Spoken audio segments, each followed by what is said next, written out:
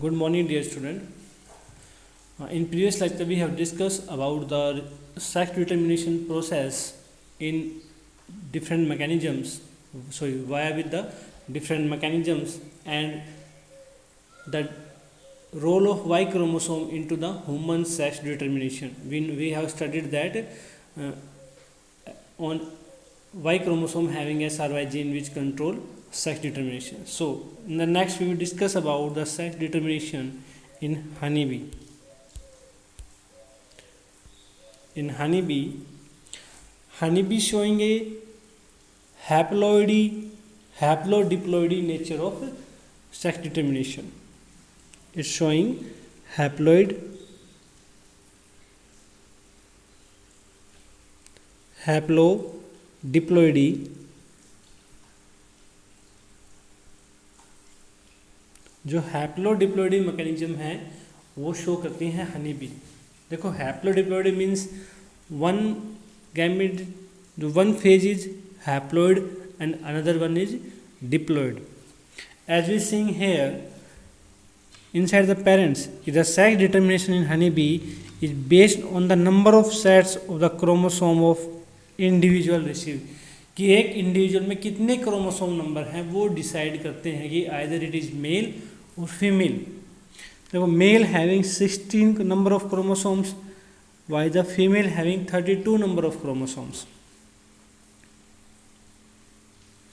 An offspring formed from the union of a sperm or an egg, कि जो offspring जो बनेगा वो यूनियन से बनेगा. स्पर्म और एग जब कंबाइन होंगे, फर्टिलाइज होंगे, तो they form A offspring and the offspring will become the female. देखो फीमेल के अंदर 32 मियोसिस होगा. these gametes are formed. This one and the male produce 2 copy, but the mitosis, no reduction division, only सिर्फ copy बनेगी. they combine. If they combine, they form female body. Means the female body having 32 number of chromosomes. Whereas this egg is unfertile, we can say unfertilized. So unfertilized egg having male character, क्योंकि male having only 16 number of chromosomes.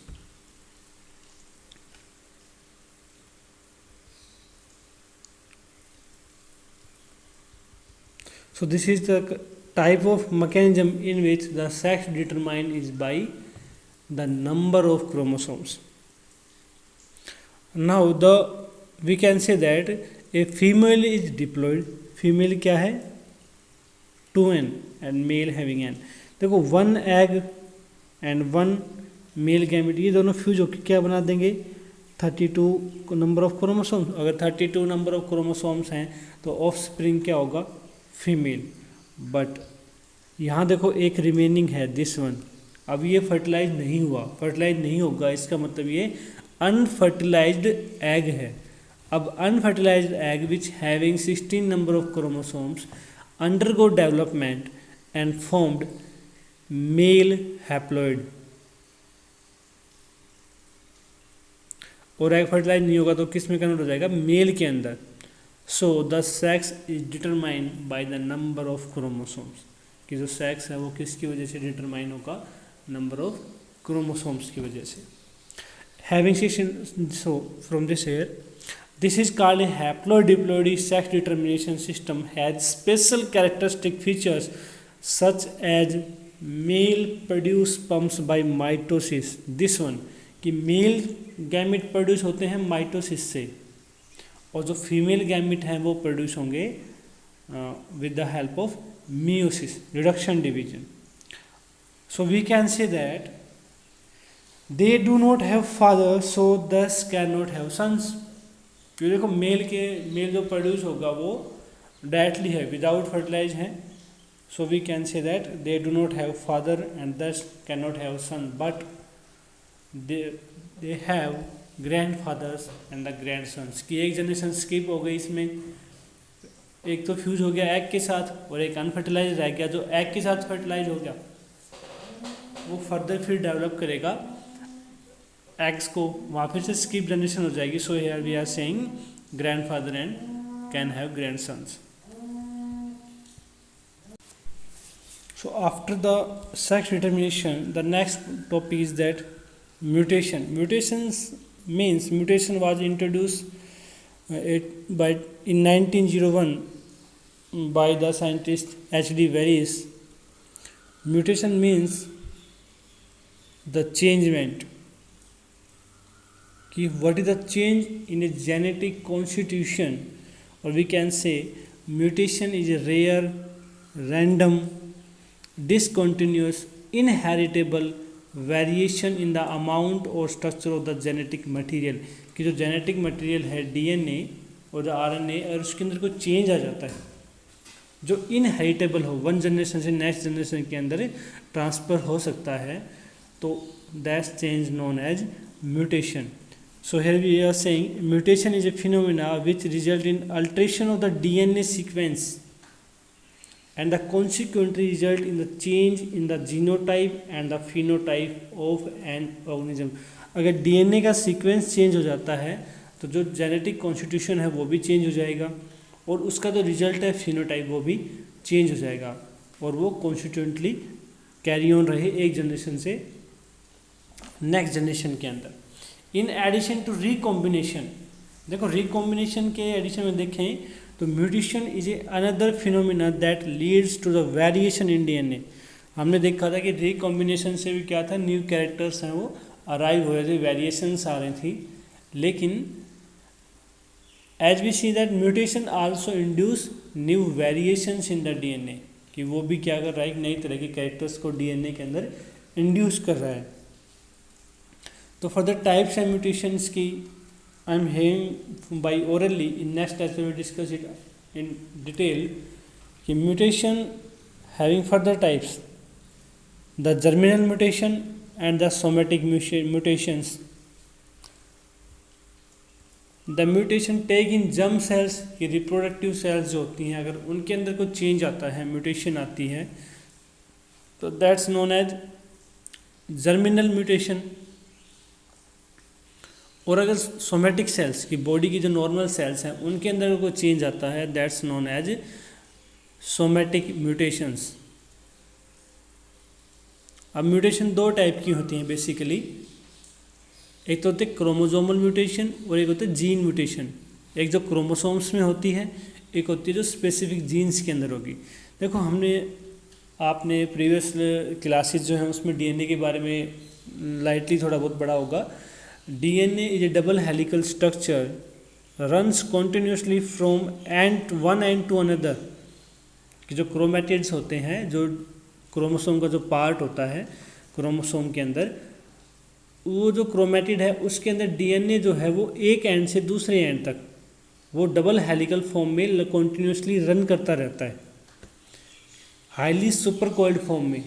Nucleosome जो होते हैं with the help of stones, proteins होते हैं ये जो DNA को bind करके रखेंगे एक सोलिनॉइड फॉर्म में. तो अगर जो डीएनए जो रैप हो रखा है वहाँ पर सुपर कोइल्ड है, अगर उसके अंदर डिलीशन आ जाए, डिलीट हो जाए, या कोई नई जीन या नए कैरेक्टर को वो ऐड कर ले, नया न्यूक्लियोटाइड आके जुड़ जाए उसके अंदर, तो सेगमेंट ऑफ डीएनए. तो इसका मतलब क्या होगा, results in the alteration of the chromosome, कि जो अल्ट्रेशन है वो आ जाएगी क्रोमोसोम के अंदर. Since genes are known to be located on chromosomes, कि जो जीन्स वहाँ पे लोकेटेड है क्रोमोसोम के अंदर, उनके अंदर क्या होगा, अल्ट्रेशन, चेंज आएगा, और वो क्या लाएंगे, एबनॉर्मलिटी और एब्रीवेशन. या तो कोई एबनॉर्मलिटी आएगी कि नॉर्मल फिनोटाइप नहीं रहेगा या नॉर्मल जीनोटाइप नहीं रहेगा, या कोई एब्रीवेशन चेंज आएंगे. So chromosomal abbreviation are commonly observed in cancer cells, कि जो कैंसर सेल्स होती हैं वो किस टाइप के एब्रीवेशन शो करती हैं, क्रोमोजोमल की, क्रोमोसोम्स के अंदर. In addition to the above, mutation also arise due to the change in a single base pair of DNA, कि अगर डीएनए के जो बेस पेयर्स होते हैं, हम इन नेक्स्ट लेक्चर में discuss about the DNA structure. Base pairs होते हैं ग्वानिन, साइटोसाइन, ठीक है, इस टाइप के, एडेनिन, थाइनिन, और जब आरएनए की बात आएगी तो यूरेसिल आ जाएगा। तो ये जो बेस पेयर हैं इसके अंदर भी चेंज आ जाता है, ये ट्रिपलेट फॉर्म में होते हैं। अगर इन बेस पेयर्स के अंदर को चेंज आ जाए, single base pair of DNA, this is known as point mutation, मतलब वो एक ही पॉइंट के ऊपर म्यूटेशन है, होल क्रोमोसोम में नहीं है, वो सिर्फ एक ही पॉइंट के अंदर है, एक ही टिप के ऊपर है। A classical example of such as mutation is sickle cell anaemia.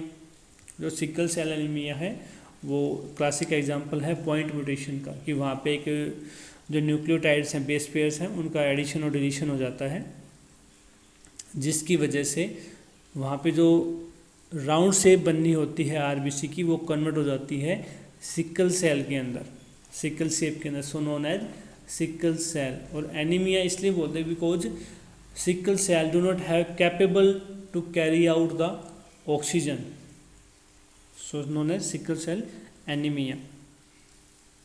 Deletion and the insertion of base pair of DNA cause frame shift mutation, कि जो फ्रेम शिफ्ट हो जाते हैं पूरे, जो अमीनो एसिड्स को कोडिंग करने का जो फ्रेम होता है वो बेस पेयर्स के अकॉर्डिंग होता है। अगर बेस पेयर डिलीट या ऐड हो जाए तो पूरा जो फ्रेम है वो शिफ्ट हो जाता है from one amino acid to another. We will discuss it in next lecture. So this is all about the general mutations. In next lecture we will discuss detailed about the mutation की, mutations की type क्या होती हैं, किस type का होता है, क्यों होता है। क्योंकि देखो यहाँ नॉर्मली मोड मिलेंगे डिलीशन का, कि भाई डिलीट हो गए, ठीक है। इंटर क्रोमोजोमल की एक क्रोमोसोम से दूसरे क्रोमोसोम के अंदर वो जीन्स है वो शिफ्ट हो गई, ठीक है। ट्रांसलोकेशन हो गया कि एक जगह से दूसरी जगह चला गया। डुप्लीकेशन हो गई कि एक जीन की डुप्लीकेट कॉपी बन गई। तो इस टाइप के जो है म्यूटेशंस होती हैं। We will discuss it in next lecture.